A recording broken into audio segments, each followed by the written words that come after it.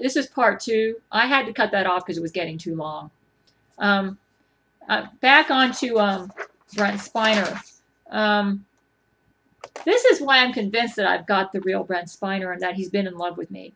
I could tell when I saw those Germany photos of Brent in 1996 when she tried to seduce Franco Nero, which I really believe is what she did. And Franco said no. And then she got really huffy about it. And Franco apparently called Brent up and said, your girlfriend just tried to seduce me. And then in the Germany photos, Brent was looking at her. I remember he had a mustache and he was going on a tour to promote some Star Trek movie. I think it was First Contact. And Laurie McBride was by his side and he was looking at her like, I'm not an actress, even though I'm thinking about possibly doing this. He was looking at her like, I don't know, I can't get into character, Brent, to try, but he had this look on his face like this woman that was next to him was the most wicked, vile, disgusting woman, and that he couldn't stand her. And he looked like he was depressed, that he couldn't stand having her as a girlfriend. And it was obvious that she tried to seduce Franco Nero. At that time, I was really confused about Brent. And I would tell Franco on the phone, because my phone was wiretapped at this time, I said, Franco, I don't understand why Brent keeps this woman as his girlfriend when she obviously tried to seduce you and you turned her down. And I figured it out. I mean, the Jesuits have removed all of these photos because they're trying to make it look like Brent couldn't resist this voluptuously attractive Laurie McBride.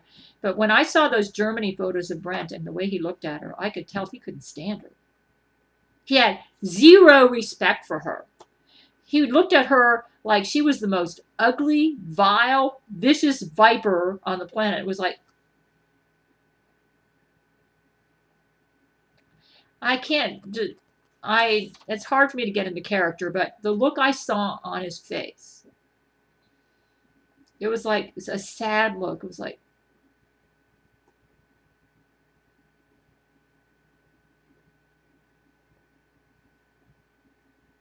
he wanted his life to end because he had this woman in his life.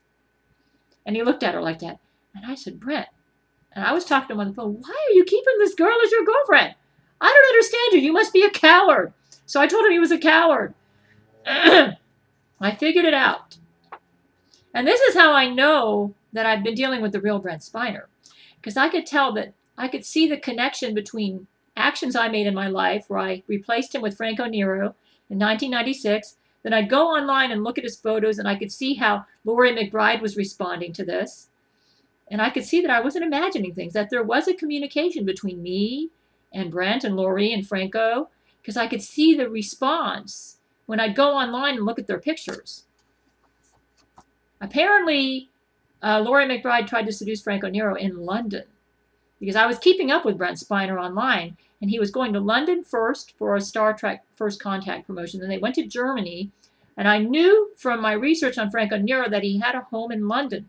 So apparently, Laurie McBride tried to seduce Franco Nero in London, and then Franco told Brent about it. And in the Germany photos that I saw in December 1996 between Brent Spiner and Laurie McBride, he was looking at her like he couldn't stand her, man. He had this look at her like, oh, like, I really don't want to be near you. You are disgusting. The Jesuits have removed all of those photos. But that was what really confused me about Brent. I told Franco, why is he keeping her as his girlfriend? This is how I know I've had the real Brent Spiner, folks. Because I'm seeing a connection between my communications with him and stuff that I'm seeing online, that I've seen online. The Jesuits have removed all those photos. They're gone. But I remember them. And Brent Spiner remembers them. In December 99, I figured it all out.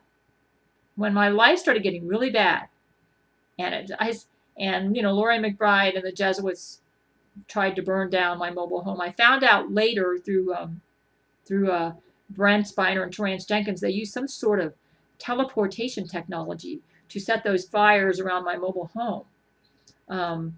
Because it was puzzling to me because I know my son didn't do them.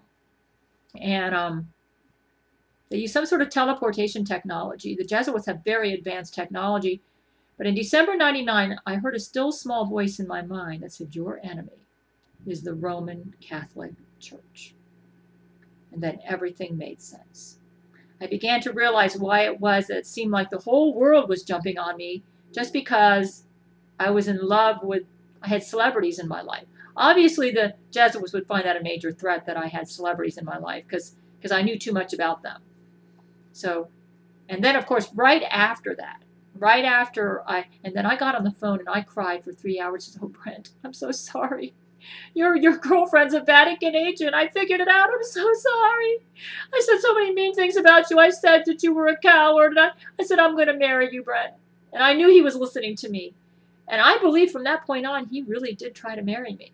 But the Jesuits, oh man, after that, it was like all hell broke loose in my life. Everything started going wrong. It was horrible. Oh, it's just horrible.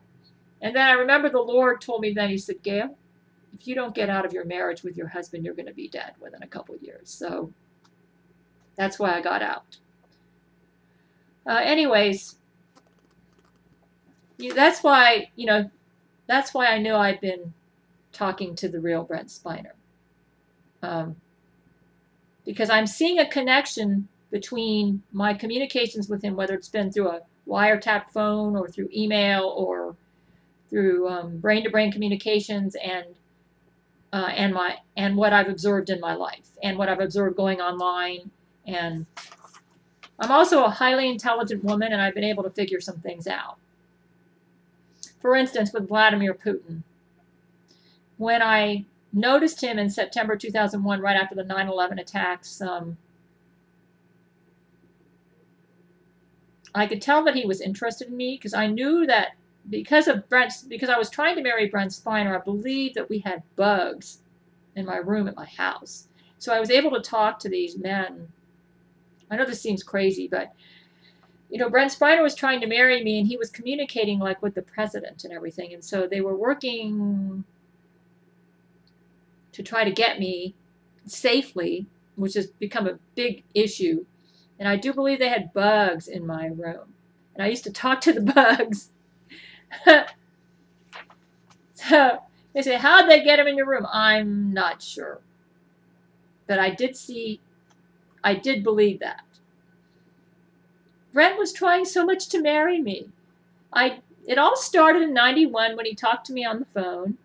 And then when I moved from Washington to Seattle, he started using more advanced methods to allow us to communicate. That would be less obvious.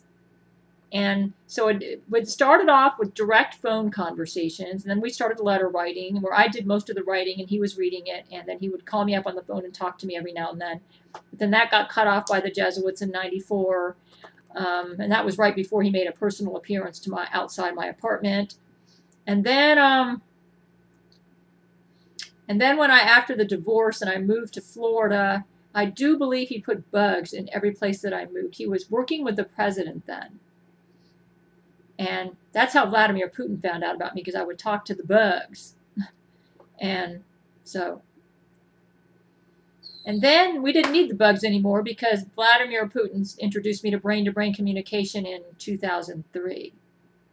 And then from 2003 till about 2011, that was my primary means of communicating with Brent Spiner and my men. It was Vladimir Putin from about 2003 to 2006 solely, except for Matthew McConaughey briefly in 2005 when Vladimir Putin had a near-fatal heart attack. And then I had Matthew McConaughey as a brain-to-brain communicator about November 2005, and then it was back to Vladimir. And then in 2006, I decided to reinstate Brent Spiner into my life, and I've had Brent Spiner as a brain-to-brain communicator since about February 2006 to now. And then when I went online and started my YouTube channel, Brent Spiner was able to contact me through my YouTube channel, through a YouTube channel that he established. And then that started my online communication with Brent Spiner in summer about a year ago. And now the Jesuits, it appears, may have cut that off. I don't know. I really miss you, Brent. Anyways, I've made these videos. I believe you've just spoken to me brain to brain and you want these videos, and I'm going to send them to you.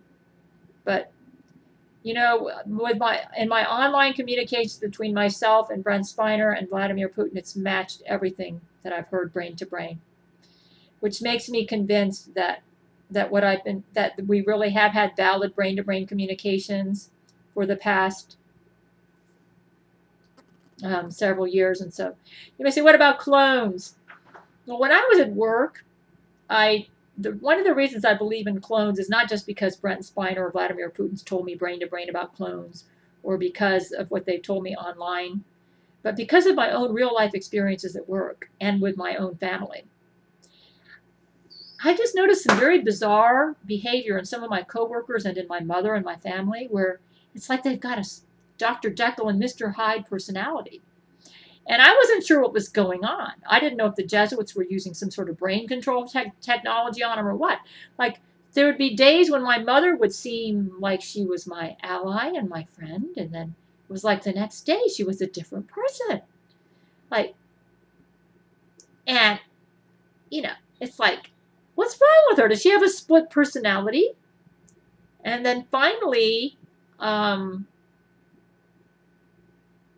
Putin informed me, I think it was a couple years ago, that there were clones out there. He told me that brain to brain. And I thought, you know what, that makes sense. That explains some of the strange behavior I'm seeing in some of my coworkers. Like one day, they seem to be my allies, and the next day, out of the blue, it's like they changed. And they're a totally different personality. It's like, wow, this is so weird. This is why I believe in clones. It isn't just because I've been told this, just my real life experience observing what's around me. Anyways, folks, I'm not crazy. I'm just observing what's around me and coming to conclusions, and being a highly intelligent woman, I think I've come to some correct conclusions.